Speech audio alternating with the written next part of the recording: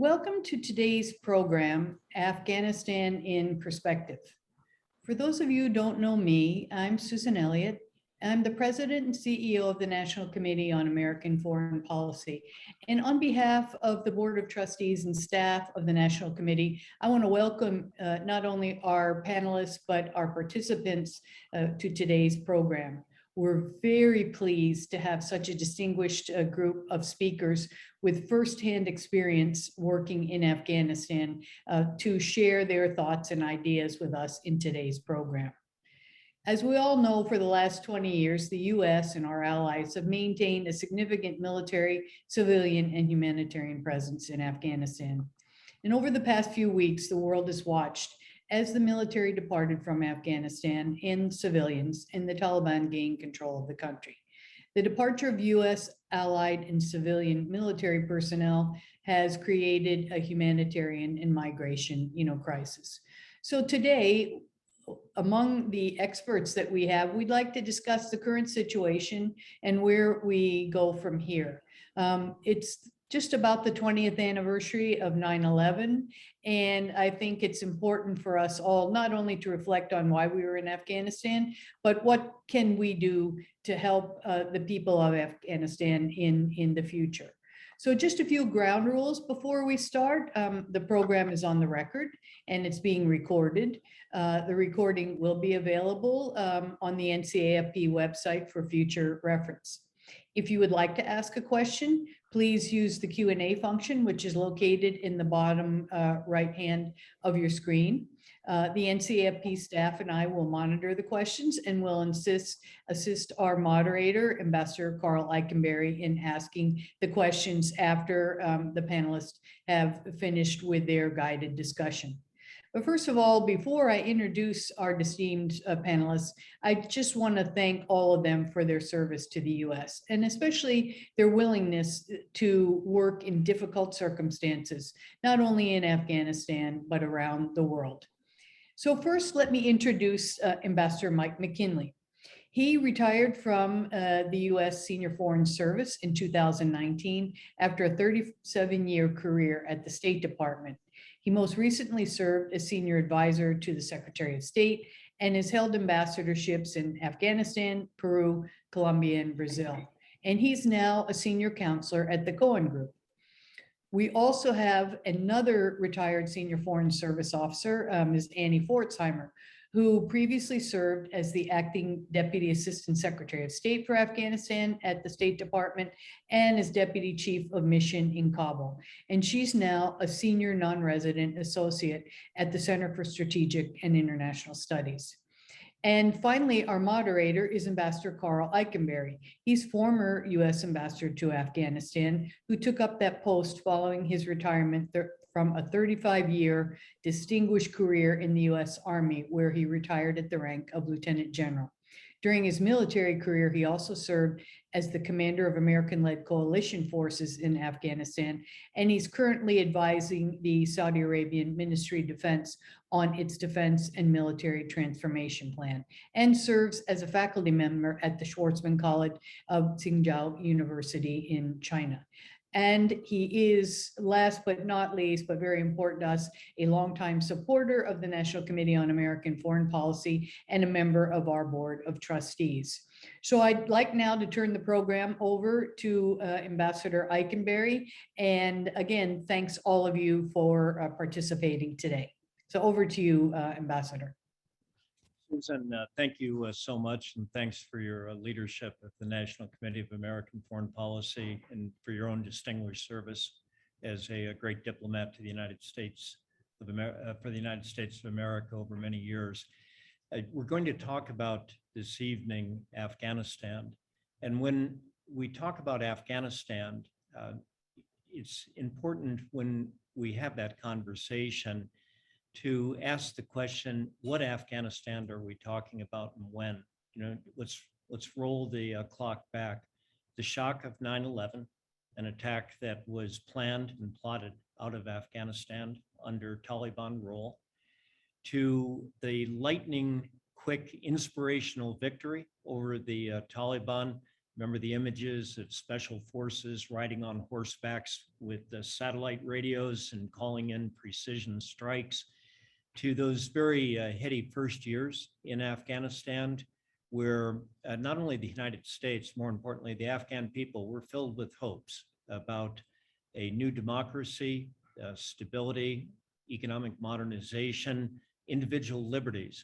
And then after that, an invasion of Iraq, diversion of resources, and growing awareness that Taliban was resurgent and that the state building enterprise was much, much more problematic than we had envisioned in the early years. To a surge in Afghanistan, where we got our troop levels up to 100,000 and 30,000 additional NATO and international forces, to the death of Osama bin Laden, ironically in Pakistan, to steady disengagement over 7 or 8 years, and then sudden withdrawal and the collapse that followed. It's as if then we could bookend this by shortly after 9/11, the United States leading with military and coalition partners kicked the door open into Afghanistan, so to speak, to get at the Taliban and Al-Qaeda. And ironically, just less than 20 years later, we flew out of Kabul airport with the Taliban closing the door behind us. So tonight then, we'd like to, this afternoon for most of the viewers tonight here in Riyadh, we'd like to then talk about the sudden collapse that occurred, explore that a bit. It's a more current event, but it has perhaps long-term consequences, maybe not, but people are saying it has reputational consequences for the United States. Explore the difficulties that the Taliban will face in trying to consolidate their rule within the country, the risk all of this poses to the United States and our partners and to the world. Perhaps most interesting for this audience is some retrospection by this group of what was done right by the United States and our partners over the years. What did we get wrong? And then finally, I would think it'd be useful to also look at US policy options moving forward. Now, we'll work our way through this, and but I know Susan, you, and I think all of us want to leave a lot of time for Q&A and discussion. So I'll moderate the discussion here for perhaps 30 minutes, 35 minutes, and then we'll open it up for questions. We're very fortunate, Susan, as you had said, to have two very distinguished diplomats, two of the greatest diplomats of this era, with Mike and Annie being with us. And I served with Annie in Afghanistan myself and admire the work so much of Mike and Annie both. They're well placed to help inform and animate tonight's and this afternoon's dialogue. What I'd like to do, though, is start with you, Mike, and then turn to Annie. And before we get into the substance of our dialogue, Mike, could you start by telling us where were you on 9/11 and what has been your engagement and interaction with Afghanistan over the years? And then Annie, I'll ask you the same. So Carl, thank you. Susan, thank you. Annie, thank you. It's terrific to be on the same panel with all of you. I started work again in Washington on September 10th. I had transferred back from Brussels and was beginning a job as Deputy Assistant Secretary for Population, Refugees, and Migration.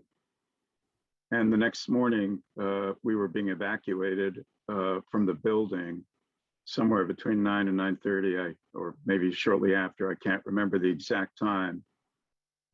And I remember walking out towards 23rd Street, looking back, seeing the smoke from the Pentagon, and later walking back into the building to see if there was anything I could be of assistance with, and just noting the emptiness and the sort of sense of where do we go from here?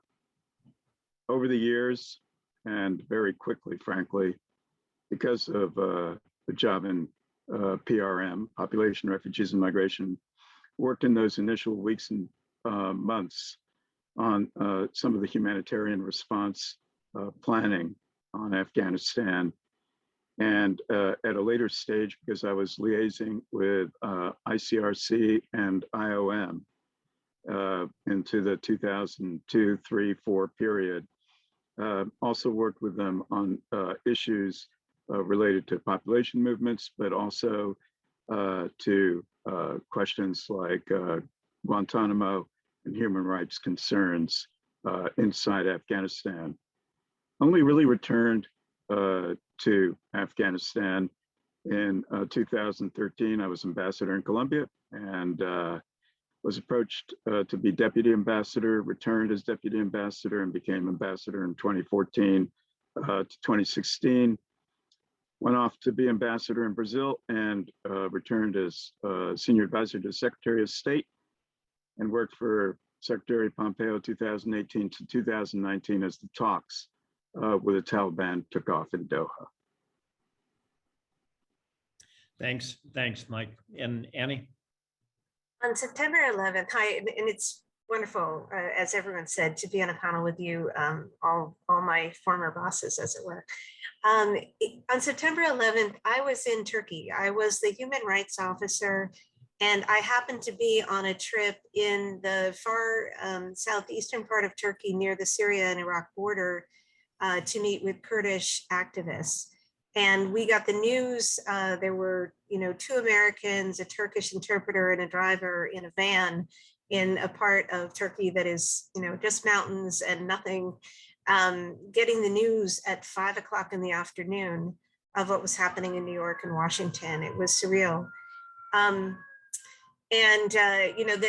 thing I remember, besides all the sympathy from the Turks, was attending a meeting at the embassy soon afterwards, where our DCM said, somebody said something about going back to the US. He said, well, you can't.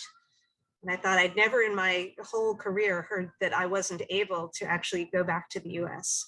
I served in Afghanistan with you between 2009 and 10, and then returned as the Deputy Chief of Mission 2017 to 18, and served as the acting DAS, Deputy Assistant Secretary after that.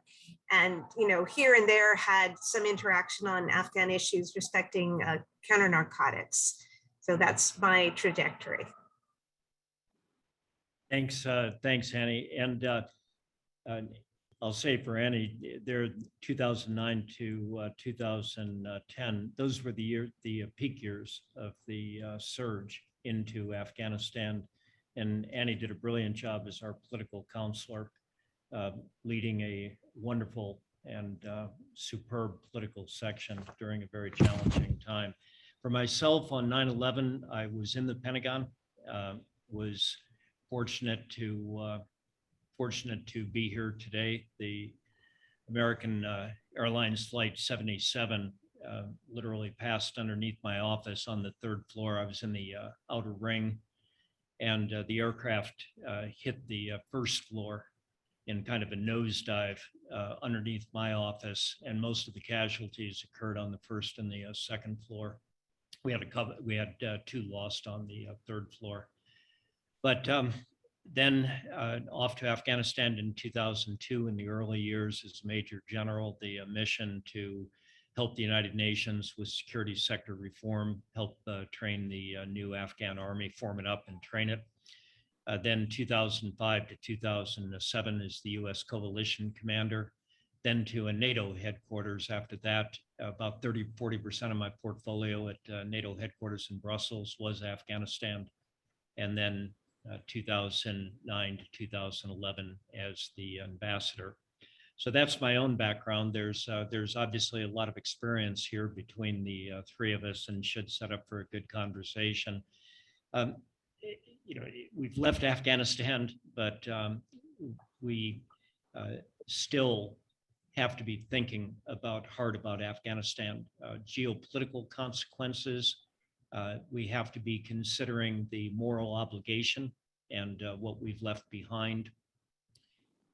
understanding it's a very dynamic situation. I was reminded by Mike and Annie just as we were starting that maybe an hour ago, the new Afghan government had been named by the Taliban. So it's evolving fast. Let's start off then with this question of the sudden collapse. And I'd tell you that I was absolutely stunned with how fast the Afghan National Security Forces and the political structure collapsed. I had thought it would be 6 months, perhaps 12 months, perhaps longer, even without the United States support. So I'd like to turn to colleagues. You're actually much closer to this in time than I am. And Mike, could I start with you? What do you think happened? How did this unravel so fast? So I'm going to try to keep answers brief so that we can have an exchange on all of these important questions. I'd start with the first criticism of the administration's appreciation of the situation on the ground this year and say and state the obvious. Intelligence is not a science.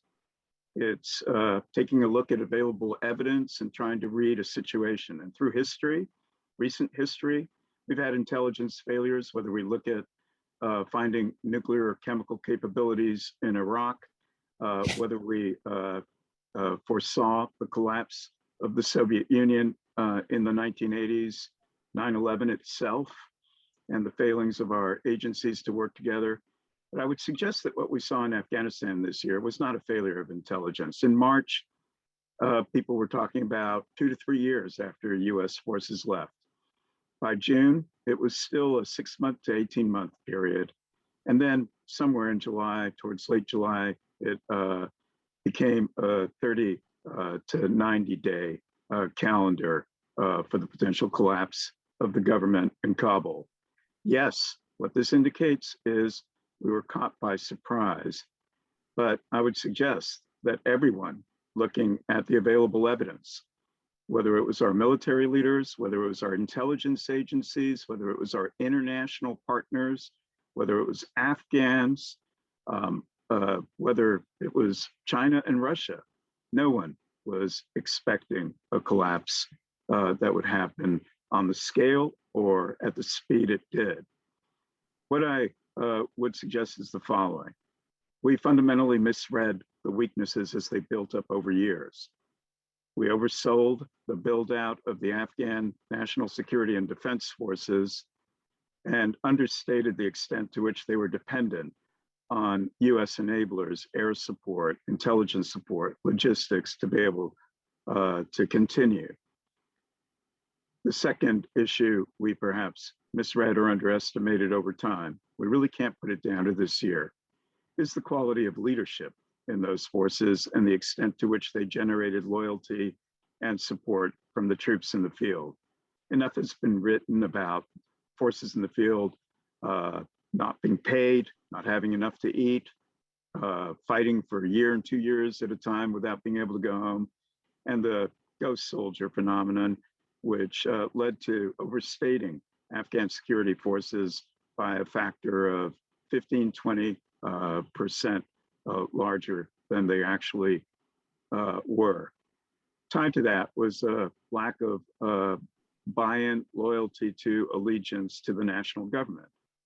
And really, since the end of the surge, what we saw was a weakening of the political legitimacy of Afghan governments, starting with the tail end of President Hamid Karzai, moving through Ghani and the National Coalition government, and all of the actors, whether they were leaders of the different ethnic groupings inside the countries, or had come to power through the Mujahideen political structure in the 90s, or whether they were new political figures, simply did not generate support inside the country.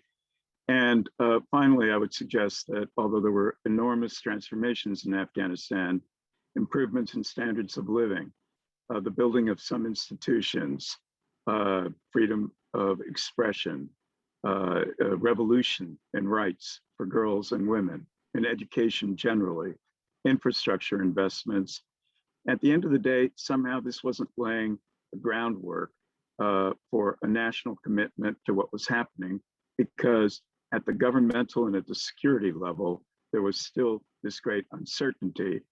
And for ordinary Afghans, many of them saw international assistance as essentially feeding corruption or special interests inside the country. And we never got a hold on that throughout the years. So as we moved into this year, after 2 years of negotiations, which telegraphed that US forces were leaving, the sinews were laid bare, and the collapse accelerated after those first few dozen rural districts fell to the Taliban in April and May. The real surprise is explaining how, from August 6th, when the first provincial capital fell of 34, less than 10 days later, Kabul fell, and how major cities like Herat, Kandahar, Jalalabad, Mazar weren't really fought for or defended, how regional militia leaders of considerable standing or apparent considerable standing inside the country weren't able to marshal a response. And I think there's still a lot to learn about what the Taliban did, what the interactions were at the local level, what leaders like Atanur and Mazar Sharif and Ismail Khan and Herat did across the months. What happened to regional political leadership and its interactions with the Taliban as the collapse accelerated, or how did they, in their own way, contribute to that collapse? So at the end of the day, I think many of us were not surprised that the collapse eventually did happen, but the speed from May to August 15th is something I still think we're trying to fully come to terms with. That was great, Mike. A lot there. Annie, as it's been called, the house of cards was collapsing so rapidly, as Mike had said, that just breathtaking speed. What were you reflecting on at that time, and what do you think are the explanatory factors that led to this? One thing I'd like to add to what Mike had said, Annie, for you to consider is that in terms of the intelligence, Annie, when you and I were there together, gosh, we were everywhere. We, the international community, the United States, 130,000 troops. We could fly anywhere, and we did. And you could go in almost any district in Afghanistan, and there were US military or Norwegian military and diplomats and development specialists. So the intelligence that you're getting at that time is pretty robust. And then things get thinned out pretty fast thereafter. Do you think, Annie, in addition to what else you're going to talk about, do you think that that also is a factor that we were running blind?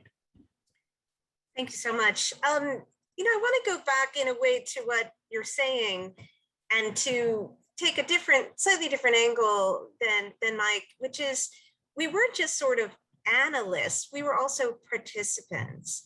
And so what did we know, quote unquote, in March, or what did we know in June? What happened between March and June was, the US president made an unequivocal statement that we are leaving and that there are no conditions to it whatsoever. So the intelligence analysis in March obviously didn't know that.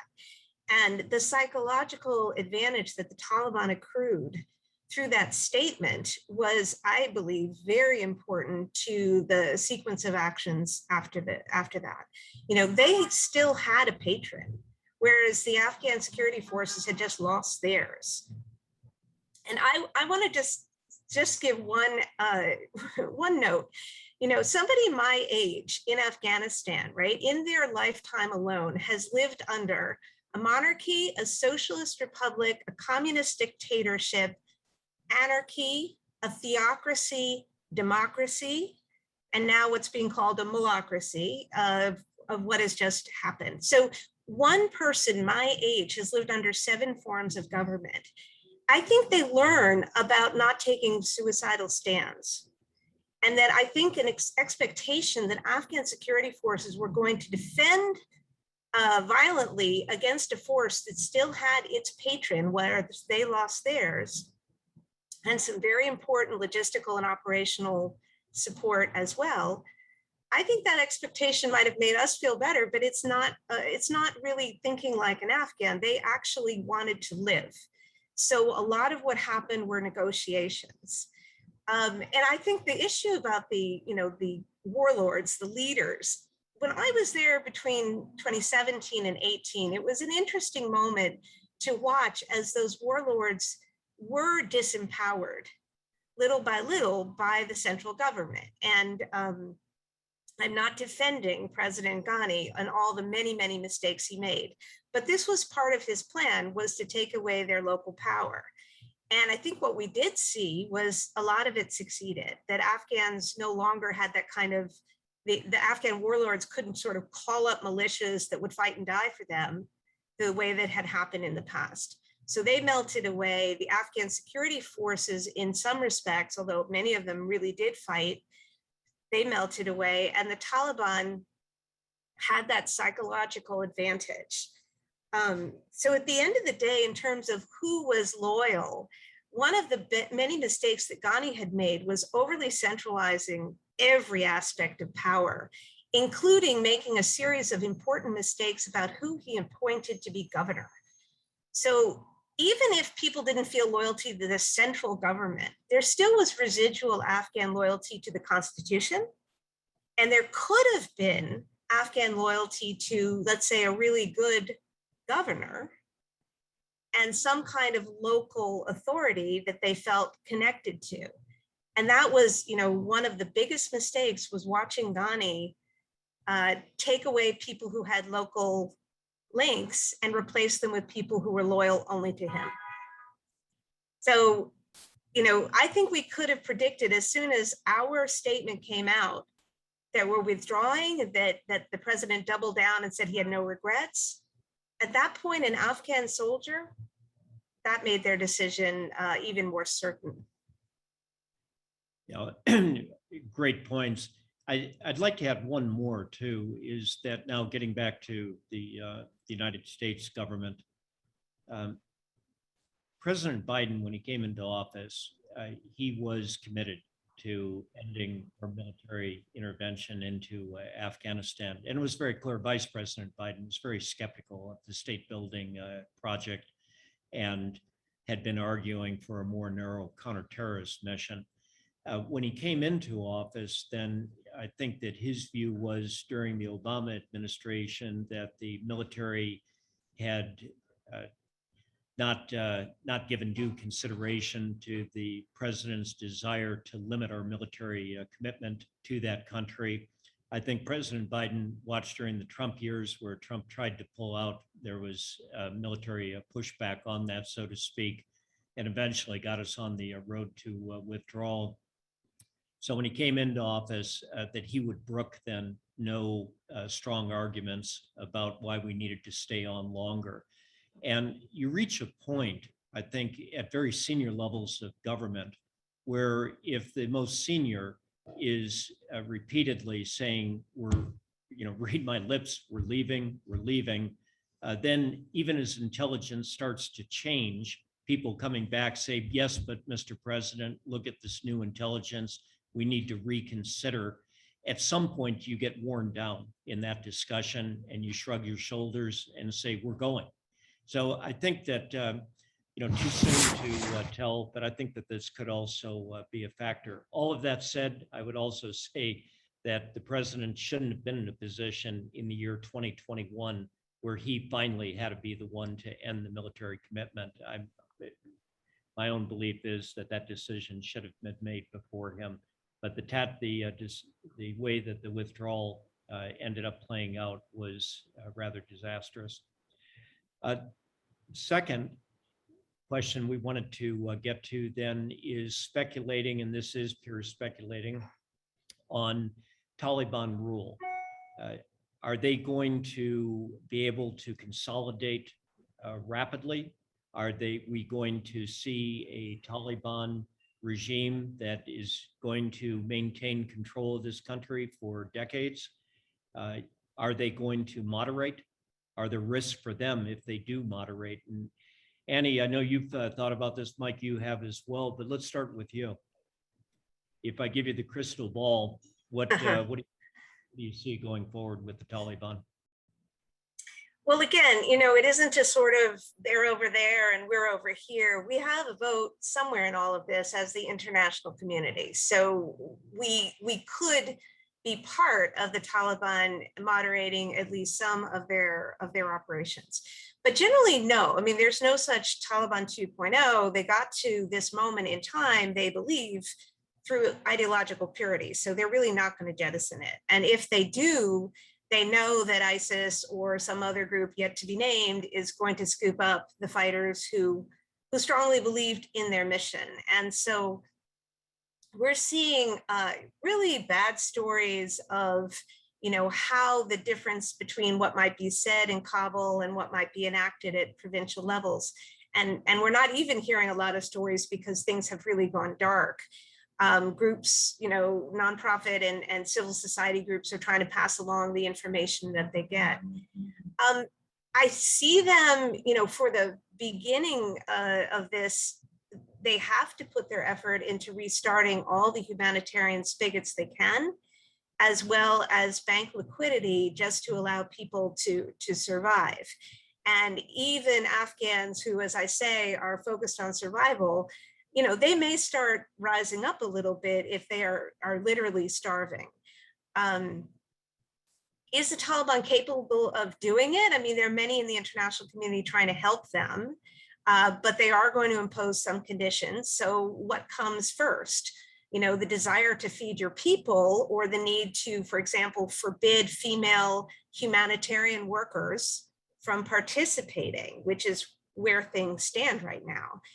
Now, the second thing I'll mention, I'll leave this to Mike, is that there is a whole system of sanctions in place for very, very good reasons. So what happens now? By force of arms, a group that has been sanctioned for their behavior, by the whole world, takes over a country. I get realpolitik, but how far does that actually extend? Is it just fine now that they won? Or are there still going to be a series of barriers between the Taliban and full participation in international affairs? And finally, I really wonder about their ability to manage a modern connected economy and a service and information economy, which is where Afghanistan was heading. If they want to manage it, there are talented Afghans who can help, but they have to take their boot off of people's necks. Yeah, Annie, if I could go further with that. So the Taliban of the 1990s, 1997, 98, they're ruling a Kabul that is a pretty dark Kabul that's got generators occasionally running, and it's got 500,000 people. But now Kabul's a city of 5 million people, and you were there at the height of the surge, and we could see each year then more and more youth graduating from high schools and vocational schools, universities, women having a role in the urban areas. How difficult will that be then for the Taliban to absorb those big urban areas? They're 70% of the country, 70% of the population is rural, and they dominated the rural areas. But you see them sinking in the urban areas? Well, the population that's rural and urban is very hard to measure because there are about 600,000 internally displaced people right now who've gone from different parts to cities in large measure. So it's hard to tell. I mean, the urban centers for a short period of time became a refuge. I don't see it being easy. However, they showed their hand through targeted assassinations of leading civil rights and media figures, the ability to cow large numbers of people by killing small numbers of them, but in very public ways, to demonstrate that they really will mean it. And they're going house to house. They're asking about the families of people who work for the US. They're good at intimidation. So a whole urban center for at least, a couple of months, we're really not going to see anything close to, I think, widespread resistance. But over time, if people want to do more than just survive, sooner or later, they're going to start asking for more, and then we'll see. Mike? So first, let me say I agree with everything Annie has said in both of her interventions. And if I could just be allowed just one nuanced observation on the president's decision on the withdrawal. If after 20 years, several $100 billion of investment inside Afghanistan, I'm not speaking about the nearly 800 billion spent on our own defense forces deploying there. If after the gains which were made on the ground, we don't have either political leadership or a security forces leadership that is capable of generating greater support inside the country, we have to take a hard look at what we did across those 20 years in terms of the sustainability of what we were doing.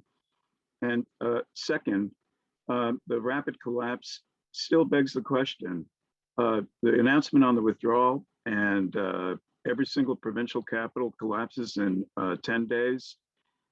There's other factors at work. And if everything was dependent on the United States keeping 2,500 troops there and not on what was being built in Afghanistan in terms of a transformation of the country, if the Afghan security forces instead of 330 or 250 or 270 are not really deployed, if the political leadership in the palace had been reduced to a Pashtun minority that was really a clique of a few people and excluded key Tajik, Hazara, and Uzbek leaders, if regional ethnic leaders cut their own negotiations at senior level after declaring they were prepared to die for their country earlier this year. I really do think we have to take another look at the dynamics that were at work in these last few months. In terms of the Taliban inside the country, I would suggest that everyone's going to look for what may be moderating influences, changes in position, a more pragmatic approach in how they deal with the country. But I would suggest that the government that was announced an hour and a half ago is not encouraging. All of the key leaders that were named, to include Sirajuddin Haqqani as Interior Minister, a person wanted by the FBI. There's a bounty of $5 million on his head, was involved in not just killing US forces, but bombing civilians, including the well-known Serena Hotel in Kabul. And we could go down the litany of question marks over others who have been named for positions.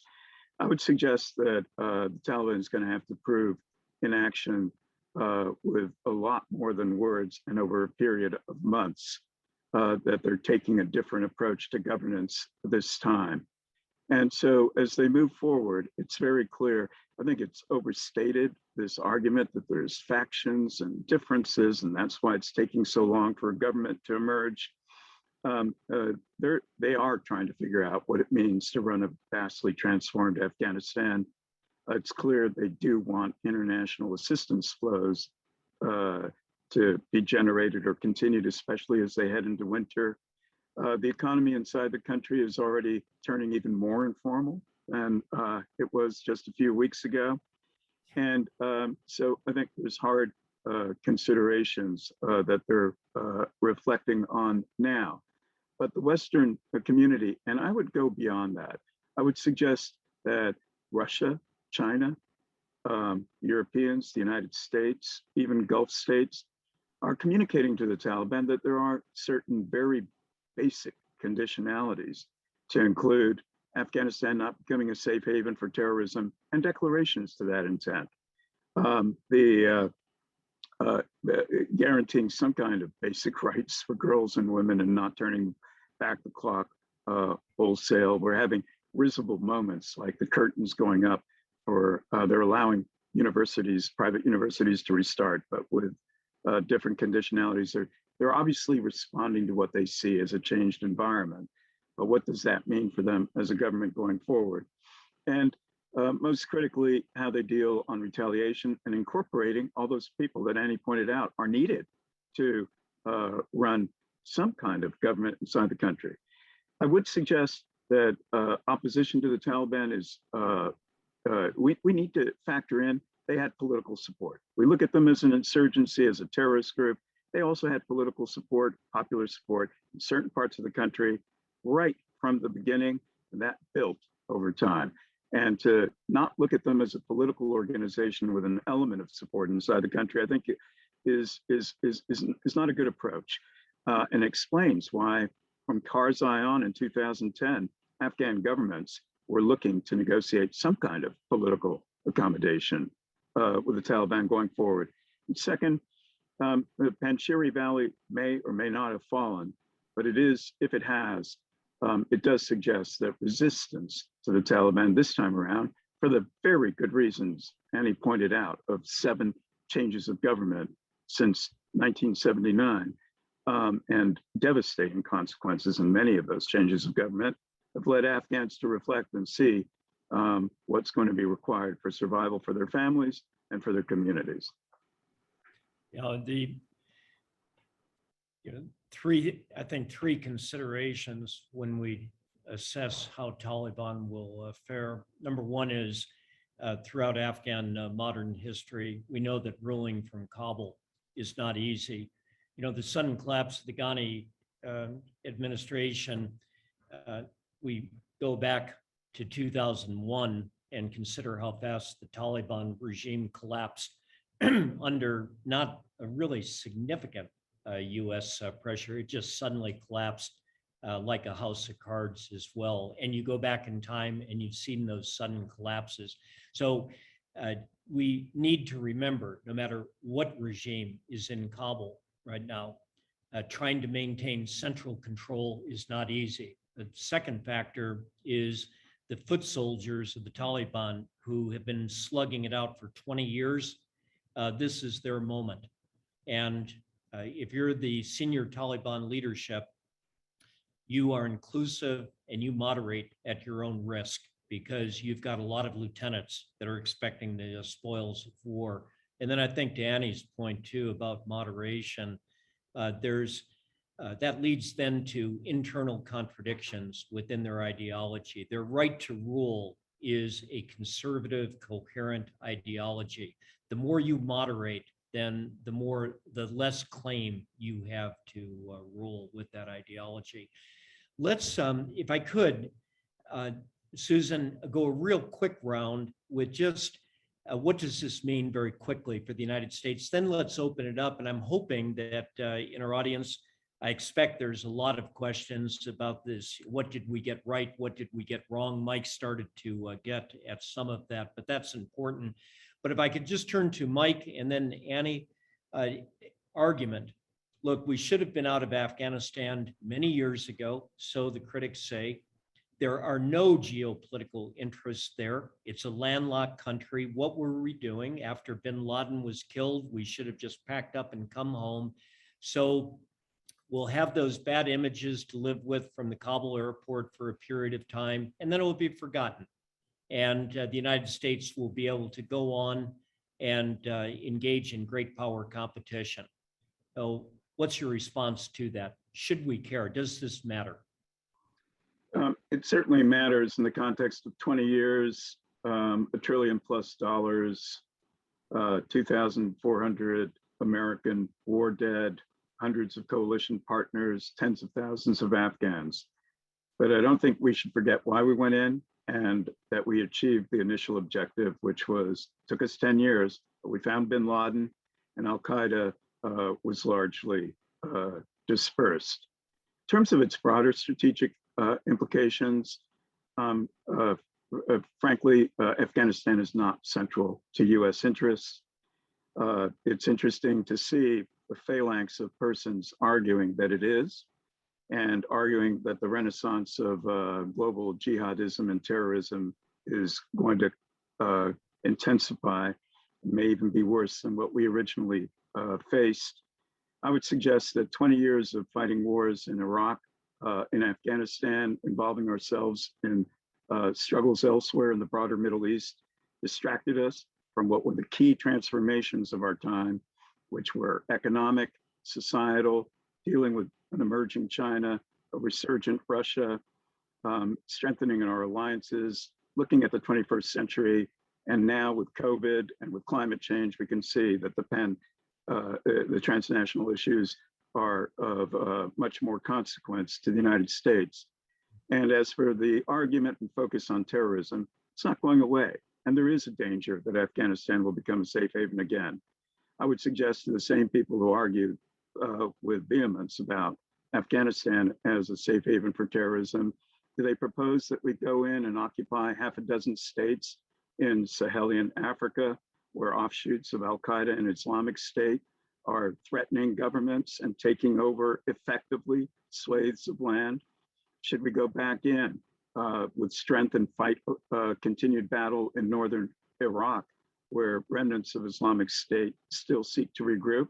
Should we be looking at some kind of more forceful engagement in the Arabian Peninsula, in particular Yemen, given extremists that are using Yemeni territory to build out? Should we go after al-Shabaab in Somalia and deploy a few thousand soldiers to what's the biggest threat in terms of terrorism to Horn of Africa? The same people would not argue for that. And I would suggest that we have at our disposal the means to respond to global terrorism, greatly enhanced from where we were in 2001. And it's a phenomenon we're going to have to deal with, address on a sustained basis. We cannot walk away. But the failure in Afghanistan is not a reason to doubt that we're going to be able to deal with the broader threat of terrorism more generally. Thanks, Mike. And Annie, prelude to your response here is that you and I together, in the years we were there at the height of the surge, we were looking, as we had since 2002, we Americans, international community, a lot of Afghan young men and women, a lot of women of all ages, a lot of minority groups saying, we're with you. And we're going to, with you, see this through. And we did not. So what's your views? So I want to agree to disagree a bit with Mike, and also note that what we did in you and I in 2009, among other things, was draft a message to Washington that said the surge wasn't a good idea, that this was a long process, that it needed a laser focus on the civilian institutions, that at this moment in time they were weak and inadequate to the task, and that putting a surge in place put some sort of military expectation on the table, that really perpetuated the idea to Americans that this was our war. Whereas the idea should have been that this is something we have some strategic interest in seeing to its conclusion, but that we shouldn't have been committing military forces to achieve it.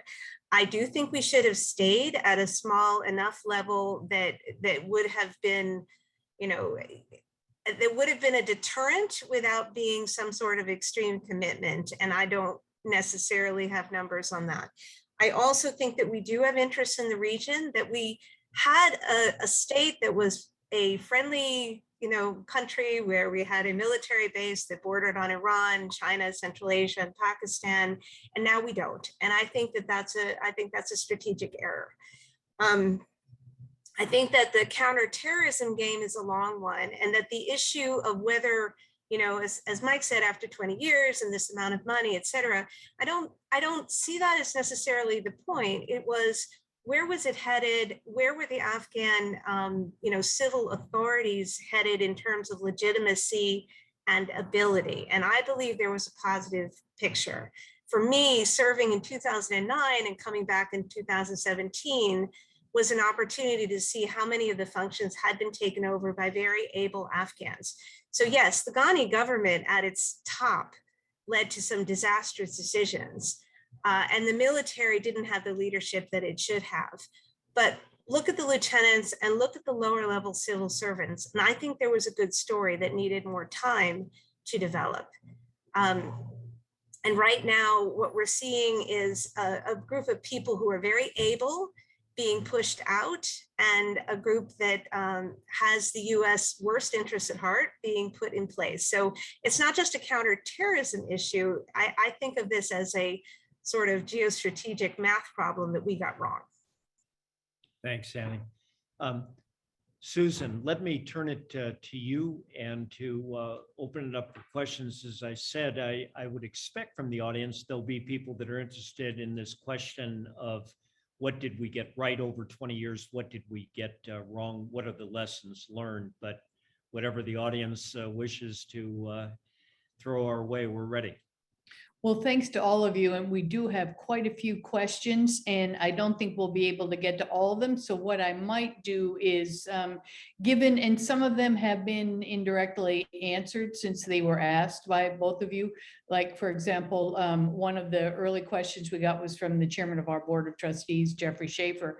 And, he wanted to know, and I think Annie sort of alluded to this, is what do people who are not the Taliban, or not maybe people who helped us, our employees, but the regular people, I'll call them, people who have developed, skills and different things over the last 20 years, how will they cope with the collapse? And will there be, increasing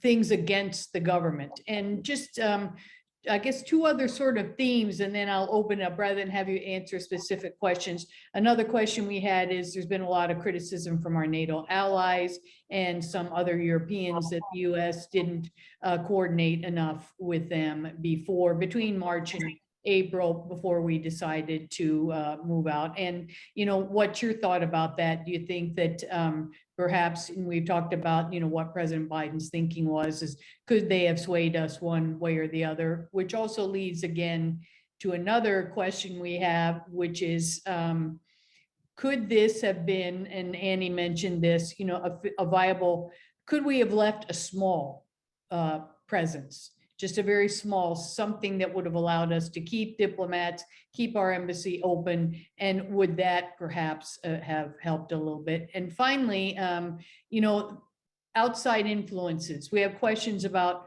what's the role of Pakistan and how did Pakistan play, either a positive or negative role in supporting the Taliban? And what about Russia and China? What do you think is the future with, with the two of them? I've got several more, but why don't we kind of open it up with that, and you can, pick and choose what you think. Another one, just which I think is interesting, is that, the Taliban in Afghanistan has, and one question is $1 trillion worth of rare minerals like lithium and other things. And, is there a way that we would be able to work with the Taliban to try to make sure that they don't use that in a negative way? So I leave that all, to the three of you, just to see, rather than ask you specific questions and then get bogged down, because we've only got about 6 or 7 more minutes, but maybe you can pick and choose, from those. I mean, should we have coordinated more with our allies? Would a small presence have made a difference? Because I think from what I've seen is most of the American people agree that it was time for us to leave. But, would there have been a difference if we didn't leave, completely? The role of Pakistan, the role of Russia, the role of China, and finally, what about the resources that the Taliban now controls? And for me, as a woman, what are we going to do to, to ensure that perhaps women are not treated unfairly and given, some kind of role in the future of the government? So Right, a lot there. it's a lot to unpack. That's why I thought I'd just sort of preview the questions, because we've got several questions. I wonder if I could reduce it down further. So this point about leave, just keep on going, 2,500 forever. And Mike and Annie on that. And then if you could look at Afghanistan in the regional context, and a quick comments on what do you think the role of Pakistan has been, will be, and then other key actors in the region, Russia, China, whoever you wish to add to the mix. So Mike, start with you. I would just say, having served in Tajikistan, which has a long border with Afghanistan, and hearing from Tajik colleagues, Uzbek colleagues, that there is concern about regional, security, given, Yes.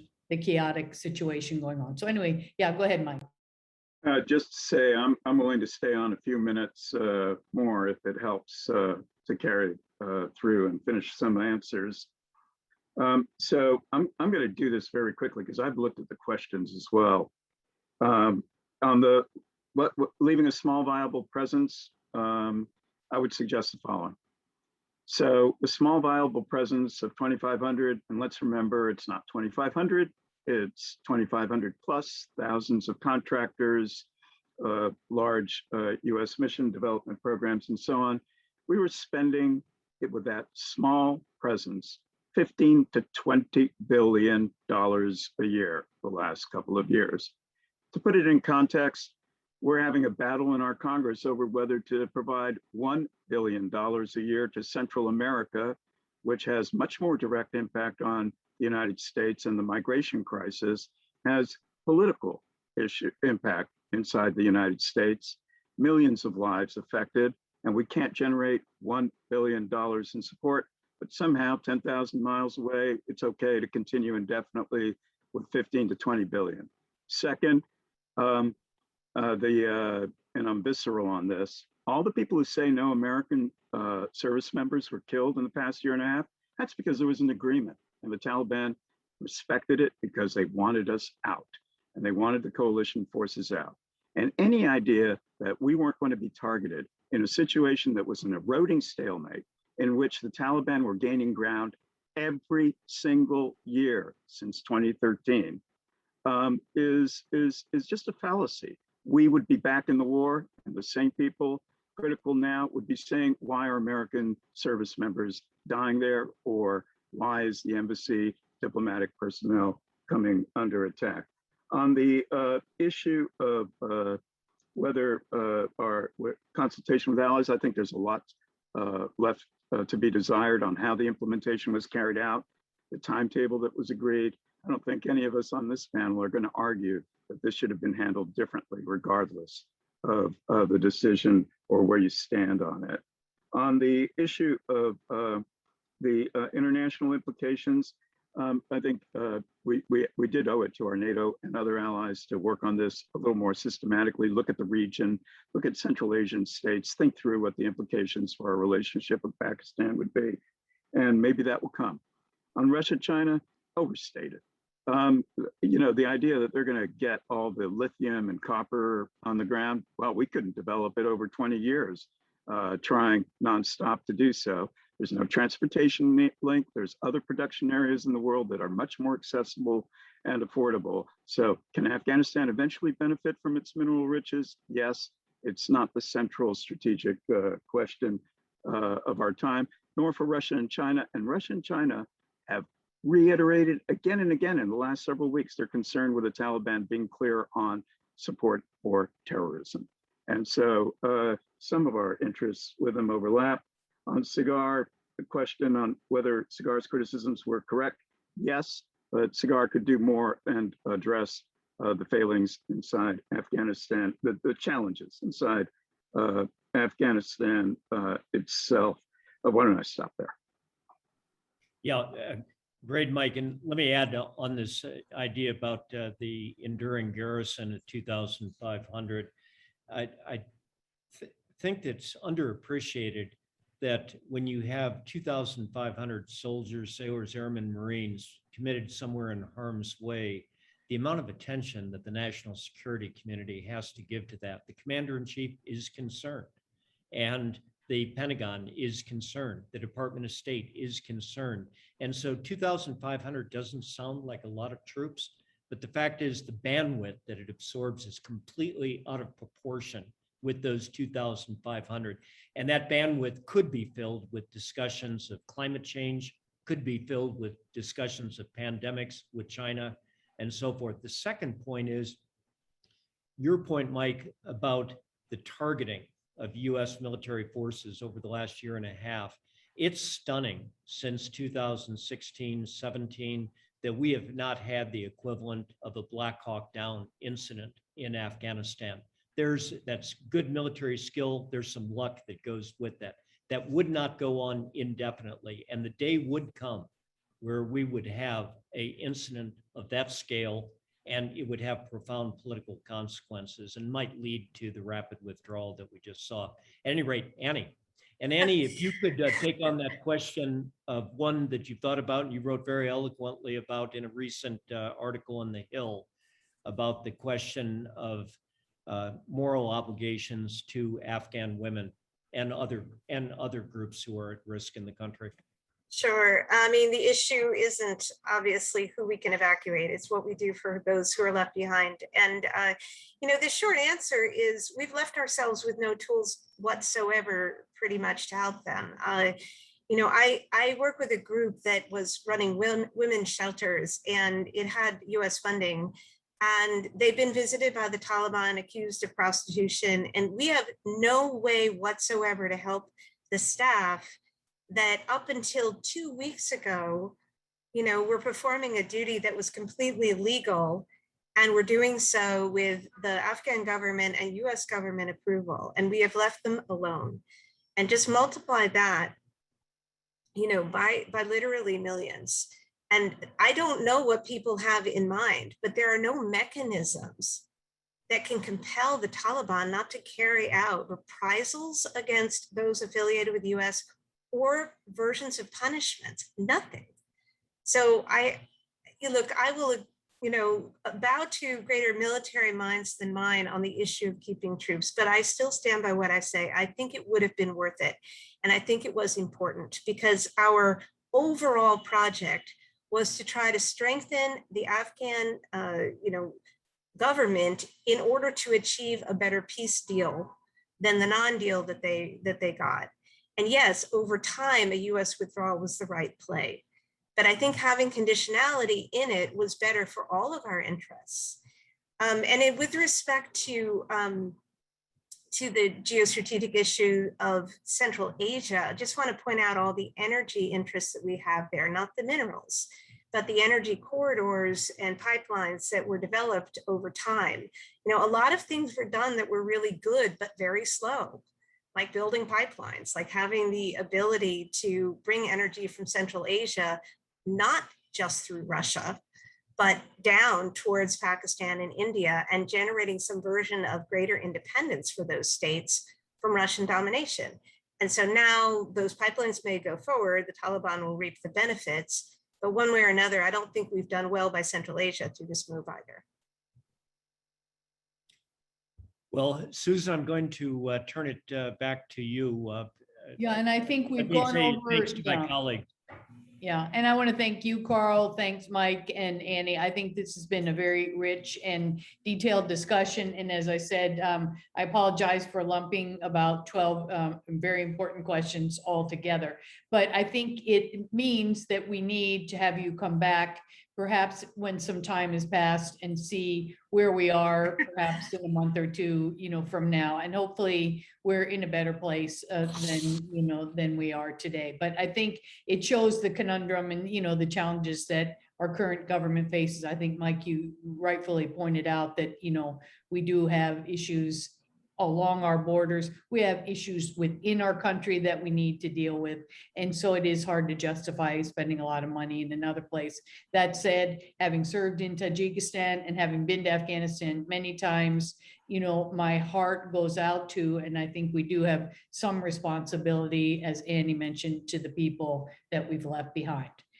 No easy or good answers to any of these questions, but thank you, all three of you, for sharing your perspectives with us today. Thanks to the audience for staying with us past 2 o'clock, and we look forward to more discussions in the future. So thanks again.